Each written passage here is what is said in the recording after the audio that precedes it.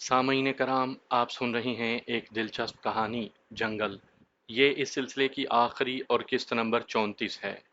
मुझे उम्मीद है आपको मेरी ये काविश पसंद आई होगी। आपने अगर अभी तक मेरा चैनल कहानी घर सब्सक्राइब नहीं किया तो अभी मेरे चैनल को सब्सक्राइब करके बेल नोटिफिकेशन ऑन कर लीजिए ताकि आने वाली हर नई कहानी की इत्तला बर वक्त आप तक पहुंच सके। तुम, उसके मुंह से इतना ही निकल सका। मेरे साथ चलोगी? मैंने पिस्टल की नाल उसके चेहरे पर रखते हुए कहा। मारने आए हो? उसने एतमाद से कहा। वो संभल गई थी। नहीं, अभी नहीं। अभी तुम्हें किसी से मिलवाना है, कोई तुम्हारा इंतजार कर रहा है, मैंने सुकून से कहा। कौन है वो? उसने हैरत से पूछा।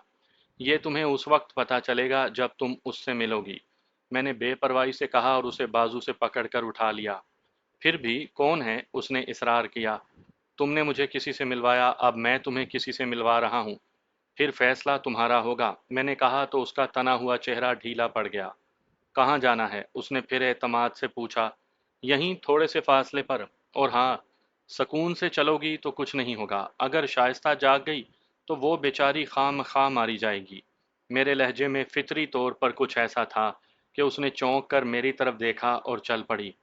वो मेरे आगे चल रही थी और मैं पूरी तरह चौकन्ना था। मैं जानता था कि वो भी लड़ने के फन से वाकिफ है और किसी भी लम्हे मुझ पर हमला कर सकती है। गेट से बाहर खड़ी कार की पैसेंजर सीट का मैंने दरवाज़ा खोला तो वो जैसे ही बैठी उसने अपने दोनों हाथ मेरे गर्दन की जाने बढ़ाए। मैं इसके लिए पूरी तरह तैयार था। मैं पीछे हटा और पूरी कुवत से उसके सर पर पिस्टल का दस्ता मार दिया। वो एक लम्हे के लिए घूम कर रह गई। मैंने दोबारा उसके सर पर दस्ता मारा तो वो बेहोश होती चली गई। मैं तेजी से ड्राइविंग सीट पर बैठा और वहां से निकलता चला गया। शहर से निकलते ही फरी कसमसाई। मुझे अंदाजा था कि वो किसी भी वक्त होश में आ सकती है। मैं उसका बंदोबस्त करके चला था। मैंने कार रोकी, पहले उसे नीचे उतारा, फिर पिछली नशिस्त पर लिटाकर उसे रस्सी से बांध दिया। वो काफ़ी हद तक होश में थी और मुझे मुसलसल गालियां दे रही थी। मैंने काफ़ी सारे टिश्यू पेपर उसके मुंह में ठूस दिए और फिर इंतहाई तेज़ रफ्तारी से चल दिया। इस वक्त दिन निकल आया था जब मैं वापस कोठी पहुंचा। सिराज बाहर बैठा हुआ था। मुझे देखते ही उसने गेट खोल दिया। देखो फरी, अगर आराम से अंदर चली जाओगी तो कुछ नहीं होगा, जाना तो है ना अंदर। ड्रामा करोगी तो। ये कहते हुए मैंने जानबूझकर अपनी बात अधूरी छोड़ दी। सिराज ने दरवाज़ा खोला तो सुकून से बाहर निकल आई। मैं उसे अपने कमरे में ले गया। मेरे पीछे ही जिशान आ गया। उसने मुझे बाहर आने का इशारा किया और फिर थोड़े फासले पर लाकर बोला। देखो, ये दो तीन नंबरों से मुसलसल कॉल्स आ रही हैं। मैंने फ़ोन लेकर देखा, उसमें शाइस्ता की कॉल्स थीं। एक दो नंबर अजनबी थे। उस वक्त मुझे हैरत हुई। जब अली 3 बार कॉल कर चुका था तभी मेरे दिमाग में सवाल उठा, ये अली को अचानक मेरी याद कैसे आ गई। मेरे दिमाग में एकदम से खतरे का अलार्म बज उठा। तुमने इसकी कॉल सुनी? मैंने पूछा। नहीं, मैं नहीं जानता कौन है, उसने कहा। तभी मैंने एक लम्हे के लिए सोचा और अख्तर मलिक को कॉल कर दी। क्या बात है, इतनी सुबह सुबह? खैरियत तो है ना? उसने पूछा। कोई ऐसी जगह है जहां किसी लड़की को एक दो दिन के लिए रखा जाए? मैंने पूछा। हाँ है, उसने कहा और मुझे पता समझाने लगा। वो शहर से बाहर फार्म हाउस था। मैंने फौरन फरी को कमरे से निकाला और वापस कार में बिठाकर उस फार्म हाउस की जानिब चल दिया। रास्ते में अख्तर मलिक से मुसलसल मेरा राब्ता रहा। वहां मुझे दो मुलाजिम ही दिखाई दिए। मैं फरी को लेता हुआ एक कमरे में जा पहुंचा। फरी समझ गई थी कि कम अज कम मैं उसे मारने वाला नहीं था, वरना मैं उसे शाइस्ता के ही घर मार देता। इसलिए वो काफ़ी हद तक पुरसकून हो चुकी थी। वो मुसलसल खामोश थी। मैंने भी उससे कोई बात नहीं की। मेरा दिमाग पूरी तरह अली के बारे में सोच रहा था। उसकी कॉल आने का मतलब यही था कि फरी के पीछे तंजीम मुतहर्रिक हो चुकी थी। उस वक्त वहाँ की एक मुलाजमा ने हमारे सामने नाश्ता रखा तो मैंने फरी से कहा, चाहो तो मुंह हाथ धो लो फिर नाश्ता कर लेना। तुमने मुझे अगवा करके सिर्फ अपने ही नहीं, अपने बहुत सारे लोगों की मौत का बंदोबस्त कर लिया है। क्या तुम मुझे नहीं जानते हो? उसने मेरी बात को नज़रअंदाज करते हुए करूफर से कहा। करते हैं बात, पहले नाश्ता कर लो। मैंने बेपरवाही से कहा और नाश्ता करने लगा। बिलाशुबा उसे भूख लगी हुई थी। वो कुछ देर बैठी रही फिर नाश्ता करने लगी। हमारे दरमियान खामोशी आन ठहरी थी। जिस वक्त मुलाजमा बर्तन उठाकर ले गई और मैं चाय पी रहा था, उस वक्त मैंने फ़ोन देखना शुरू किया। कई सारे मैसेजेस भी थे, उनमें एक मैसेज अली का भी था। اس میں یہی کہا گیا تھا کہ بات کرو۔ اچانک میری نگاہ اس وقت پر پڑی جب اس نے مجھے فون کیا تھا۔ میں چونک گیا۔ وہ میسج اس وقت بھیجا گیا تھا جب میں خان سرمد کے پاس بیٹھا ہوا تھا۔ دوسرا میسج اس وقت جب میں واپس کوٹھی پہنچا تھا۔ تبھی میں نے علی کی کالز کو بھی چیک کیا۔ جس وقت اس نے میسج کیا تھا اسی کے آس پاس اس نے کال بھی کی تھی۔ اس کا مطلب تھا کہ فری کے اغوا کے بعد نہیں، وہ مجھ سے پہلے ہی رابطہ چاہ رہا تھا۔ میں نے چند لمحے سوچا اور باہر نکل گیا۔ میں نے تنہائی پاتے ہی اس سے رابطہ کیا۔ بیل جاتے ہی اس نے کال ریسیو کر لی۔ میری آواز سنتے ہی وہ تیزی سے بولا، تم کہاں ہو یار، رابطہ کیوں نہیں کر رہے؟ میں بہت کچھ اوٹ پٹانگ سن رہا ہوں۔ مطلب کیا؟ میں نے محتاط انداز میں پوچھا۔ یہی تمہارے مرنے کی خبر بہت اہم ذرائع سے ملی ہے، میں تو تمہارے گاؤں پہنچنے والا ہوں۔ اس نے انتہائی سنجیدگی سے کہا۔ چلو کوئی بات نہیں، اسی بہانے مل لیں گے۔ تم بتاؤ کال کیوں کر رہے تھے؟ میں نے پوچھا تو وہ تحمل سے بولا، سب گڑبڑ ہو گیا نا، میں تمہیں روکنا چاہتا تھا کہ تم خان سرمد سے مت ملو۔ اس نے تمہارے بارے میں بہت غلط فیصلہ کر لیا ہے۔ میں اس سے نہیں ملا تھا علی، مجھے فری نے ملوایا تھا، وہ مجھے دھوکے سے وہاں لے گئی تھی۔ میں نے بتایا۔ کیا فری تمہارے ساتھ رابطے میں تھی؟ اس نے حیرت سے پوچھا تو میں نے بتایا، بالکل، میں نے اس سے دشمنی ختم کرنے کے لیے خود صلح کی تھی۔ اوہ، پھر تو معاملہ ہی کچھ دوسرا بن گیا۔ میرے بھائی، ایک طرف تمہاری موت کی اطلاع اور ابھی تھوڑی دیر پہلے فری کے اغوا کی خبر جو تم نے کیا، ایک ہلچل مچی ہوئی ہے۔ اس نے اکتاہٹ سے کہا۔ فری کو میں نے ہی اغوا کیا ہے، میرے پاس ہے وہ، میں نے صاف کہہ دیا۔ اسی لیے مجھے بھیجا گیا ہے، تمہارے گاؤں جا کر سارے معاملات دیکھوں۔ خیر ملتے ہیں، اس نے کہا تو میں تیزی سے بولا، میں گاؤں میں نہیں ہوں، تم شہر پلٹ آؤ، میں ملتا ہوں۔ اوکے، اس نے کہا اور فون بند کر دیا۔ فری، میں اور علی کمرے میں آمنے سامنے بیٹھے ہوئے تھے۔ ہمارے درمیان خاموشی تھی۔ اس خاموشی کو علی نے توڑا۔ فری، مجھے ابھی پتا چلا ہے تمہارا باپ تھانے میں ہے اور وہ اسد کے خلاف ایف آئی آر درج کروانا چاہتا ہے۔ کیا تم اسے روکنا چاہو گی یا نہیں؟ نہیں، بالکل بھی نہیں۔ اس نے جو یہ حرکت کی ہے یہ ٹھیک نہیں۔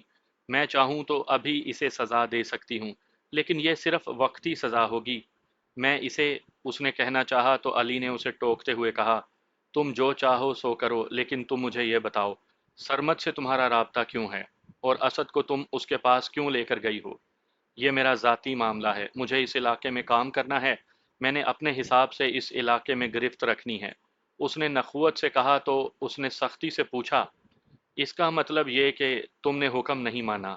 تمہیں منع کیا گیا تھا، تم اسد کے معاملات میں نہیں آؤ گی۔ تم نے ندیم اور نگت کو اپنے مطلب کے لیے استعمال کیا تاکہ تمہارا نام بھی نہ آئے اور تم اسد کو قتل کروا سکو۔ کیوں؟ تم نے ایسا کیوں کیا؟ مجھے سرمت کو مضبوط کرنا ہے، اس کے لیے مجھے جو بھی کرنا پڑا میں کروں گی، کیونکہ میں اس سے شادی کرنا چاہتی ہوں۔ اس نے کہا تو میں نے چونک کر اسے دیکھا۔ کیا اس نے کوئی لمبی پلاننگ کی تھی؟ بات ختم ہو گئی، تم نے اپنی مرضی کی، ہماری نہیں مانی۔ میں ابھی اور اسی وقت سے اسد کے ساتھ کھڑا ہوں۔ اپنے باپ سے کہو، سرمت سے کہہ دو، اگر تو ان میں ہمت ہے تو وہ ہم سے تجھے لے جائیں، لگاؤ فون۔ اس کے یوں کہنے پر فری کے چہرے پر ایک رنگ آ کر گزر گیا۔ اس کے پاس فون نہیں تھا، تبھی علی نے اپنا فون بڑھاتے ہوئے کہا، یہ لو میرا فون۔ وہ چند لمحے سر جھکا کر بیٹھی رہی، پھر بولی، مجھے معاف کر دیں، میں یہاں رہوں گی ہی نہیں، باہر چلی جاؤں گی۔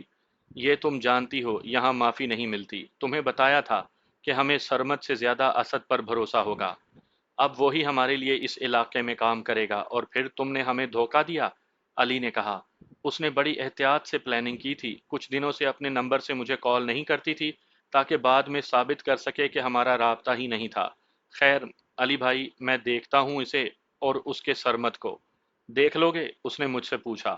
ہاں فکر نہیں کرو، میں نے اعتماد سے کہا تو وہ بولی، میں اب کبھی اسد کے راستے میں نہیں آؤں گی۔ تمہارا اور ہمارا اب کوئی تعلق نہیں، باوجود منع کرنے کے تم نے وہی کیا جو تم نے چاہا۔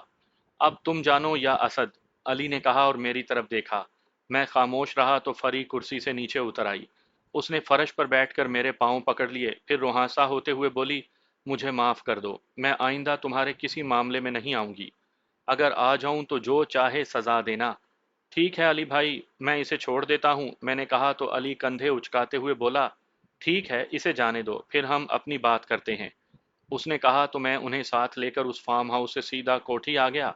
वहां से सिराज को गाड़ी देकर भेजा कि फरी को आम पब्लिक बस में बिठा दे। दोपहर तक अली मेरे पास रहा। उसने मेरे इलाके के बारे में काफ़ी बातें की, आइंदा के लिए बहुत सारी बातें बताकर वो चला गया। मैं और जिशान गांव चले गए। मैं सोकर उठा तो शाम फैल रही थी। मैं नहाकर फ्रेश हुआ, नए कपड़े पहने और नीचे सहन में आ गया। मेरा मन चाह रहा था कि आज मैं बहुत देर तक अपने घर वालों से बातें करूं। मैं उनके पास आकर बैठा ही था कि जिशान की कॉल आ गई। कहाँ हो तुम? मैं सहन में बैठा हूँ, मैंने कहा। बाहर आओ ज़रा, उसने कहा और कॉल ख़त्म कर दी। मैं उठा और बाहर वाले कमरे से थड़े पर गया तो गली में पुलिस खड़ी थी। जिशान के सामने वाली चारपाई पर इंस्पेक्टर लियाकत बैठा था। वहाँ काफ़ी सारे दोस्त तो पहले ही से थे। पुलिस को देखकर लोग मज़ीद जमा होना शुरू हो गए। आइए लियाकत भाई, कैसे हैं? मैंने कहते हुए मुसाफे के लिए हाथ बढ़ाया तो उसने मेरा हाथ थाम कर छोड़ते हुए कहा, मैं बिल्कुल ठीक हूँ। आपके खिलाफ एक और लड़की के अगवा की एफआईआर दर्ज हुई है। आपको लेने आया हूँ। कोई बात नहीं, चलें थाने, अपनी कानूनी कार्रवाई करें। मैं आपसे ताउन करूँगा। क्या मैं अपने वकील को थाने बुला लूँ? मैंने पूछा। जी क्यों नहीं। उसने कहा तो मैंने पहले अख्तर मलिक और फिर अपने वकील सज्जाद शाह से बात करके सूरत हाल बताई। इतने में जिशान ने कार निकाल ली। आए आप हमारे साथ आ जाएं, जिशान ने इंस्पेक्टर लियाकत से कहा। वो जिशान के साथ पैसेंजर सीट पर बैठ गया और मैं पिछली सीट पर। हमारा ये काफिला चल पड़ा। अभी हम गांव से थोड़ी दूर गए थे तभी मेरा फ़ोन बजने लगा। स्क्रीन पर अली का नंबर था। कॉल रिसीव की तो वो बोला, क्या पुलिस ने तुम्हें गिरफ्तार कर लिया है या नहीं? ले जा रहे हैं थाने, मैंने बताया। मुझे अंदाज़ा था कि ये कोई ना कोई गड़बड़ करेंगे। खैर, इनका अगला प्लान सुनो। मैं खामोश रहा तो वो बोला, इनका अगला प्लान बड़ा ख़तरनाक है। पर्चा तुम्हारे खिलाफ बहावलपुर में हुआ है। वहाँ के लोग भी साथ हैं इनके। वो तुम्हें तुम्हारे शहर में नहीं रखेंगे बल्कि साथ ले जाएंगे। रास्ते में सरमद और फरी के लोग मिलकर पुलिस पर हमला करेंगे। उसमें तुम्हें कत्ल कर देंगे। ओह, ये बात है, मैंने कहा। लेकिन तुम्हें घबराना नहीं। ऐसा होने से पहले मैं कोई बंदोबस्त करता हूँ, अपना ख्याल रखना, उसने कहा और फ़ोन बंद कर दिया। खैरियत तो है ना? जिशान ने पूछा। खैरियत नहीं है।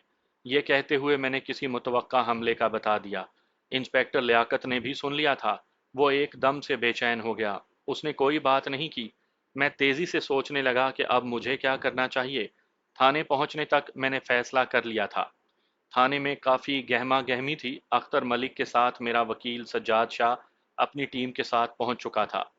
मैंने दोनों को एक तरफ ले जाकर किसी भी मुतवक्का खतरे से आगाह कर दिया था। पुलिस वाले कागजी कार्रवाइयों में लगे हुए थे। मैं जानता था कि इंस्पेक्टर लियाकत जानबूझकर देर कर रहा है। पुलिस वैन भी आ चुकी थी जिसने मुझे थाने से बहावलपुर लेकर जाना था। कोशिश यही की जा रही थी कि रात का वक्त गुजार लिया जाए और अगले दिन मुझे भेजा जाए। मैं ज़हनी तौर पर तैयार हो चुका था। रात का दूसरा पहर शुरू हो चुका था। कोई भी कोशिश कारगर नहीं हो रही थी। यहाँ तक कि मुझे पुलिस वैन में बिठा दिया गया। इंस्पेक्टर मेरे करीब आया और धीमे से बोला, मैंने समझा दिया है, बाकी रब खैर करेगा। मैंने कोशिश की लेकिन आपके सामने है। कोई बात नहीं, मैं देख लूँगा, मैंने एतमाद से कहा। ज़िशान, अख्तर मलिक और सज्जाद शाह के साथ लोगों का एक काफ़िला मेरे साथ चल पड़ा। शहर से निकलते ही मैं तनाव में आ गया। मैं यहाँ अकेला था और मेरे साथ 6 पुलिस वाले थे। आगे 2 बंदे बैठे थे। मुझे उन पर तरस आ रहा था कि कहीं मेरे साथ ये भी ना मारे जाएं। चंद किलोमीटर के बाद एक पुलिस वाले ने मेरी एक हथकड़ी खोल दी। मेरा दूसरा हाथ आज़ाद कर दिया। मुझे पता चल गया कि उसे भी आने वाले खतरे से आगाह कर दिया गया था। उस वक्त हम आधा सफ़र कर चुके थे जब मेरा फ़ोन बज उठा। मैंने नंबर देखा तो वो खान सरमद का था। मैंने कॉल रिसीव कर ली तो वो बोला, फरी कहाँ है? मुझसे ज़्यादा तुम्हें खबर होनी चाहिए, मैंने सुकून से कहा। बकवास मत करो, उसे अभी थोड़ी देर पहले अगवा कर लिया गया है, उसने धाड़ते हुए कहा। तो मैं कहकहा लगाते हुए बोला, यार तुम पागल हो। फरी के अगवा का मुकदमा मुझ पर डाला गया, पुलिस मुझे गिरफ्तार करके ले जा रही है। वो अगवा अब हुई है? देखो मुझे बताओ, उसने गुस्से में कहा। अब तुम बकवास कर रहे हो कमीने, तुमसे एक लड़की नहीं संभाली जाती जिससे तुमने शादी करनी है। मैंने जानबूझकर इतनी सख्त बात की थी ताकि उसे मजीद गुस्सा आ जाए। मेरे गुस्से को मत भड़काओ वरना मैं सब कुछ जलाकर खाकस्तर कर दूंगा। उसे वापस करो। उसने इतना कहा था कि मैंने फिर कहकहा लगा दिया। फिर बोला, यार सच्ची बात यह है कि मुझे नहीं मालूम। लेकिन जिस तरह मुझ पर झूठी एफआईआर काटी गई है, इस तरह तुम भी मुझ पर इल्ज़ाम लगा दो। खैर छोड़ो इन बातों को, मैं इंतज़ार कर रहा हूँ तुम्हारा, तुम आए नहीं। मैंने मान लिया तुम ज़्यादा तेज़ निकले हो, मुझे तुम्हें रोकना था लेकिन तुमने अपनी चाल चल दी, उसने काफ़ी हद तक नरम पड़ते हुए कहा। मैं तो तुम्हारा थाने में इंतज़ार कर रहा था, तुमने मुझे कहाँ रोकना था, मैंने जानबूझकर कहा।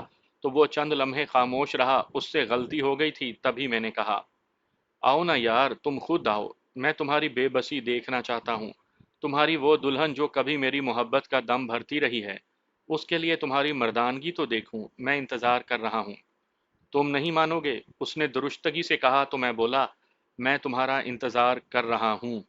ये कहते ही मैंने फ़ोन बंद कर दिया, लेकिन इसके साथ ही मैं परेशान हो गया कि ये क्या हुआ, कोई नई चाल है जो उन्होंने चल दी है। मैं ये मान ही नहीं सकता था कि उसे ये मालूम ना हो कि पुलिस वाले मुझे ले जा रहे हैं। अगर उन्होंने रास्ते में मुझ पर हमला करना था, तो उनका कोई ना कोई बंदा थाने में मौजूद होगा, लेकिन ये सरमत का फ़ोन मेरी समझ में नहीं आ रहा था। मैं इसी सोच में था कि अली का फ़ोन आ गया।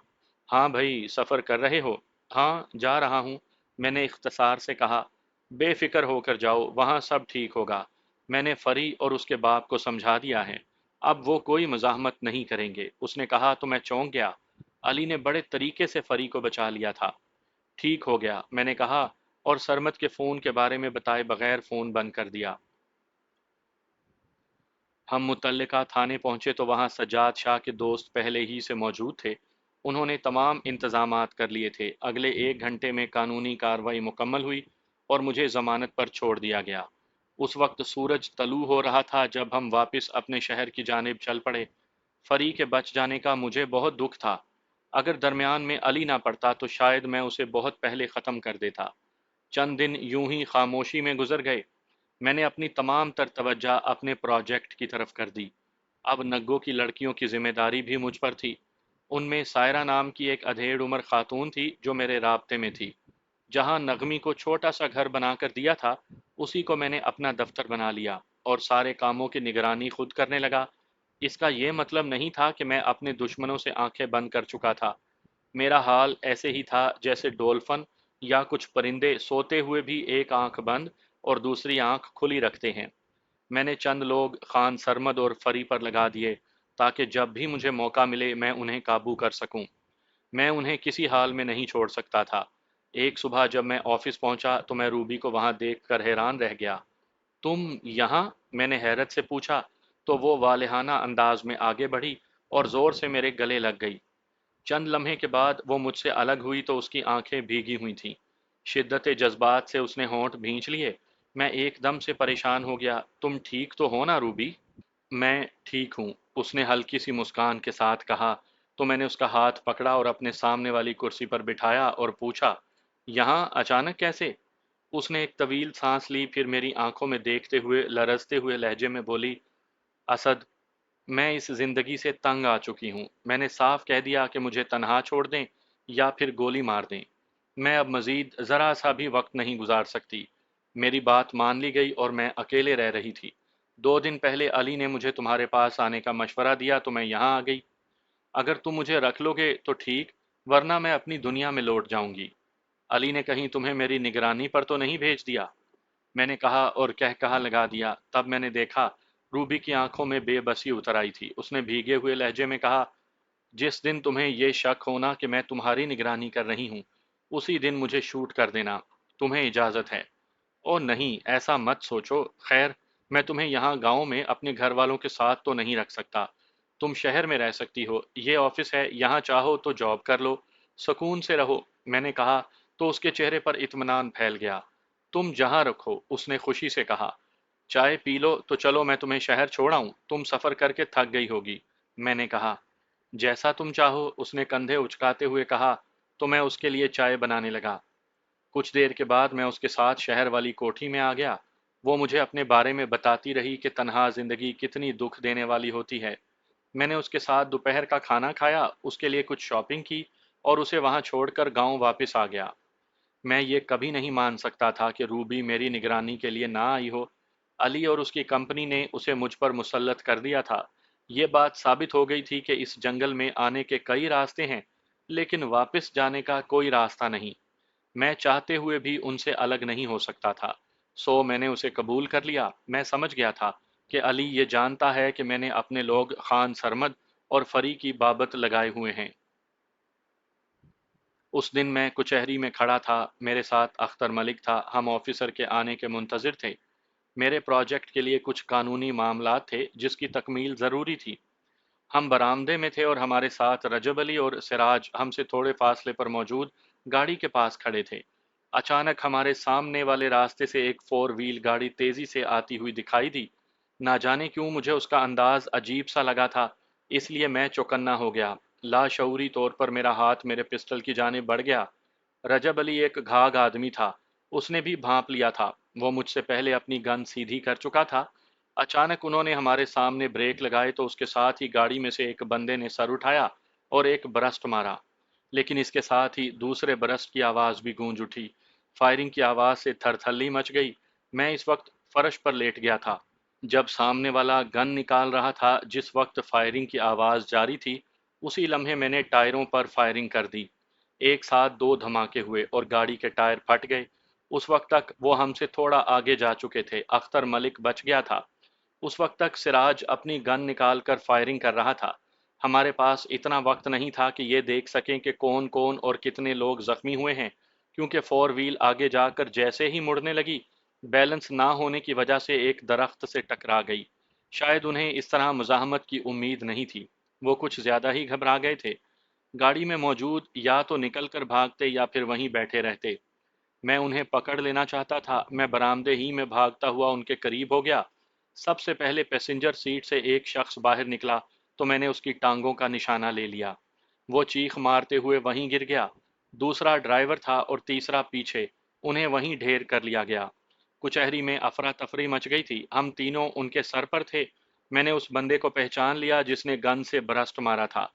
मैंने पिस्टल की नाल उसके माथे पर रखते हुए सख्त लहजे में पूछा, किसने भेजा है? वो खामोशी से हवनकों की मानिंद मेरी तरफ देखता रहा। मैं पूछ रहा हूँ, किसने भेजा है? याद रखो, नहीं बताओगे तो अभी ख़त्म कर दूंगा। मैंने कहा तो वो बोला, खान साई ने। कौन खान साई? मैंने तस्दीक चाही। खान सरमद, उसने कहा तो मैंने इत्मीनान की तवील सांस ली। कुछ देर बाद वहां लोग जमा हो गए और उन्हें बांध दिया गया। तब पता चला वहां पर दो अफराद गोली लगने से जख्मी हो गए थे। उन्हें अस्पताल ले जाया जा रहा था। कोई आधे घंटे बाद हम थाने में थे। उनके जख्मी साथी को अस्पताल भेज दिया गया था। बाकी दो वहीं सामने बैठे हुए थे। इंस्पेक्टर लियाकत ने उनमें से एक की तरफ देखते हुए पूछा, किसे मारने आए थे? इसे। उनमें से एक ने मेरी तरफ उंगली से इशारा करते हुए कहा। लेकिन मार क्यों नहीं सके? उसने पूछा। हमें कुचहरी में आते ही बताया गया वो बंदा सामने खड़ा है। ये नहीं बताया था कि उसके साथ गार्ड भी हैं, वरना पहले उन्हें मारते। बस यही गलती हो गई। उसने अफसोस से कहा। किसने भेजा था? इंस्पेक्टर ने पूछा। ये मत पूछें, वरना तुम्हें मुश्किल हो जाएगी। उसने एतमाद से कहा। शायद वो थाने में आकर खुद को महफूज समझने लगा था। ठीक है, अभी तेरे बदन की बोटी बोटी बोलेगी, इंस्पेक्टर ने कहा और फिर करीब खड़े पुलिस वालों को इशारा किया। वो उन्हें धक्के मारते हुए अंदर ले गए। इन्हीं लम्हात में मुझे अली का फोन मिला। सुना है तुम पर कातिलाना हमला हुआ है। छोड़ो यार, मुझसे आंख मिचोली वाला खेल मत खेलो, मैंने तिनक कर कहा, क्योंकि इस वक्त मुझे उस पर गुस्सा ही बहुत आया हुआ था। तभी वो इंतहाई नरम लहजे में बोला, इस वक्त मैं तुम्हारी जहनी हालत समझ रहा हूँ, लेकिन ये यकीन रखो कि मैं तुमसे गाफिल नहीं हूँ। फिर ये क्या है? जब तुम्हें पता है कि मुझ पर हमला हो गया तो? मैंने दबे दबे गुस्से में कहा तो वो बोला, सुनो, मैं सिर्फ खबर की तस्दीक चाह रहा था। हो गया, मैंने कहा। तो वो फिर उसी नरम लहजे में बोला, सुनो, मैंने इसलिए तस्दीक की है कि सरमद इस वक्त अपनी हवेली से निकल चुका है। वो मुल्क छोड़कर जाने वाला है। कहो तो घेर लूं? घेर लो, उसी ने हमला करवाया है, मैंने नफरत से कहा। हो गया, इंतजार करो, उसने कहा और फोन बंद कर दिया। मेरे अंदर एक जनूनी कैफियत उभर आई थी। मैं जो इस राह से अलग हो जाने की सोच रहा था, मुझे यकीन हो गया कि दुनिया मुझे इस रास्ते पर चलने के लिए मजबूर करती रहेगी। अब जबकि ऐसा ही रहना है तो मैं अब अच्छी तरह अपने दुश्मनों को सबक सिखा ही दूं। मेरे दिमाग में न जाने कितनी बेसरोपा किस्म की मुतशद्दिद सोचें आती चली गईं। मैं और अख्तर मलिक थाने से निकले, उसे अपने घर ड्रॉप किया और मैं खुद कोठी आ गया। मैंने सोच लिया था कि अब मुझे क्या करना है। تقریباً 1 گھنٹے بعد علی کا فون آ گیا۔ میں نے بے دلی سے کال ریسیو کی تو وہ بولا، ابھی کچھ دیر بعد ٹی وی پر خبر چلے گی، تمہارے علاقے کا ایک بااثر شخص کار حادثے میں جاں بحق ہو گیا ہے۔ اس کے ساتھ اس کی ہونے والی منگیتر فری بھی تھی۔ دونوں ملک سے باہر جانے کے لیے ایئرپورٹ جا رہے تھے۔ نہیں یار، ایسا نہیں ہو سکتا، میں نے کہنا چاہا۔ پاگل ہو، اب سکون کرو، جب تک مجھے کال نہیں کرو گے میں رابطہ نہیں کروں گا، اس نے سمجھانے والے انداز میں کہا۔ وہ جو روبی تم نے مجھ پر مسلط کر دی ہے، میں نے کہا۔ ارے وہ بہت دکھی ہے، تم چاہو تو اسے کہیں بھی بھیج سکتے ہو، لیکن یہ اس کی مرضی تھی کہ وہ تمہارے پاس رہے۔ کمپنی کا اس سے کوئی تعلق نہیں، سمجھو وہ اب ریٹائر ہو گئی ہے، اس نے کہا۔ اوکے، میں نے کہا۔ خوش رہو، علی نے کہا اور فون بند کر دیا۔ میں نے سکرین پر دیکھا تو نہ جانے کیوں مجھے دکھ ہونے لگا تھا۔ میں گاؤں کے باہر ایک اونچی جگہ پر کھڑا تھا۔ میرے سامنے شاداب فصلیں، کچے راستے، سبز درخت، گاؤں کے کچے پکے گھر اور مال مویشی دکھائی دے رہے تھے۔ بظاہر یہ سامنے کا منظر تھا، لیکن بہت کم لوگ ایسے ہیں جو ان رنگین اور شاداب منظروں میں پوشیدہ جنگل کو دیکھ پاتے ہیں۔ یہ جنگل نہ جانے کب سے ہم پر مسلط ہے اور نہ جانے کب تک رہے گا۔